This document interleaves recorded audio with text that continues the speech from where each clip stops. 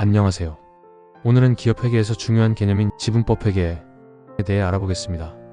기업이 다른 기업의 주식을 보유하면 단순한 금융 자산이 아니라 경영에 영향을 미칠 수도 있습니다. 특히 지분율이 높아질수록 해당 기업의 경영 성과가 직접적으로 투자자의 재무제표에 반영될 수 있는데요. 이를 회계적으로 처리하는 방법이 바로 지분법입니다. 그렇다면 지분법이란 무엇이고 어떤 기준으로 적용될까요? 오늘 이 개념을 쉽게 설명해 드리겠습니다.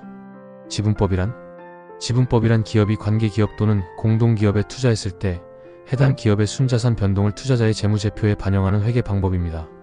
즉, 단순한 주식 투자와 달리 투자기업과 피투자기업이 재무적으로 연결되는 방식이라고 볼 수 있습니다. 적용 대상은 관계기업과 공동기업입니다. 관계기업, 투자자가 피투자기업의 20%에서 50% 사이의 지분을 보유한 경우 경영에 유의적인 영향을 행사할 수 있는 기업. 공동기업, 2개 이상의 기업이 공동 지배력을 가지는 기업, 의사결정을 공동으로 하는 경우 이러한 기업에 투자할 때는 단순한 투자자산으로 보지 않고 피투자기업의 재무성과를 일정 부분 반영해야 합니다. 지분법의 기본 원리 1.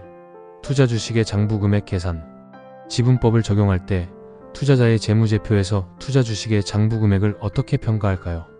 투자 주식의 장부금액은 피투자기업의 순자산 장부금액에 투자자 지분율을 곱해서 계산합니다. 즉, 피투자기업의 순자산 변동이 발생하면 투자자의 장부금액도 함께 변동됩니다. 2. 취득일의 차이. 투자자가 피투자기업의 주식을 취득할 때 장부금액과 실제 취득가액이 다를 수 있습니다. 이를 조정하는 방법은 다음과 같습니다. 순자산 과소평가액.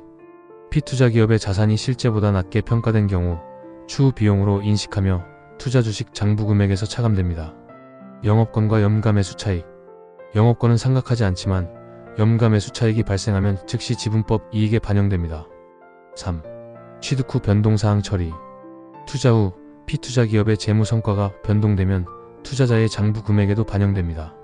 당기순이익으로 인한 변동. 피투자기업이 이익을 내면 투자자의 장부금액도 증가하며 지분법 이익으로 반영됩니다. 기타 포괄손익으로 인한 변동. 피투자기업의 기타 포괄손익이 변동되면 관계기업 기타 포괄손익 항목으로 반영됩니다. 지분 변동이 발생할 경우 회계 처리.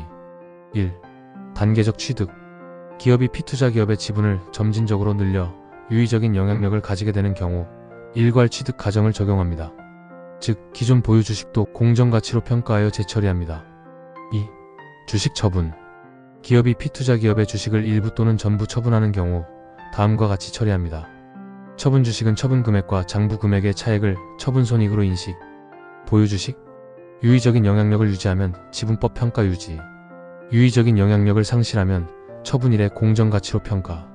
지분법 적용의 중지와 손상 처리. 1. 지분법 적용의 중지. 투자 주식의 장부 금액이 0 이하로 감소하면 지분법 적용을 중단할 수 있습니다. 다만 장기 투자 지분이 있는 경우에는 계속 지분법을 적용해야 합니다. 2. 손상과 회복. 기업의 자산이 심각한 손상을 입으면 회수 가능액을 기준으로 평가해야 합니다. 회수 가능액은 순공 전 가치와 사용 가치 중 큰 금액으로 합니다. 회수 가능액이 증가하면 손상차손을 환입합니다. 내부 거래와 지분법 이익 조정. 기업 간의 내부 거래가 존재하는 경우 이를 어떻게 반영할까요? 하향 거래. 투자자가 피투자기업에 판매한 경우. 상향 거래. 피투자기업이 투자자에게 판매한 경우. 이때 내부 거래에서 발생한 미실현 손익은 지분법 이익을 계산할 때 투자자의 지분율에 따라 조정해야 합니다. 지분법 회계는 단순한 주식 투자를 넘어 기업 간의 재무적 연결 관계를 명확하게 반영하는 중요한 회계 처리 방식입니다. 특히 관계기업과 공동기업의 투자 가치를 평가하고 해당 기업의 재무 성과를 반영하는 핵심적인 방법이므로 재무제표를 분석할 때 반드시 고려해야 합니다. 앞으로도 쉽고 친절한 회계 정보를 제공해 드리겠습니다. 감사합니다.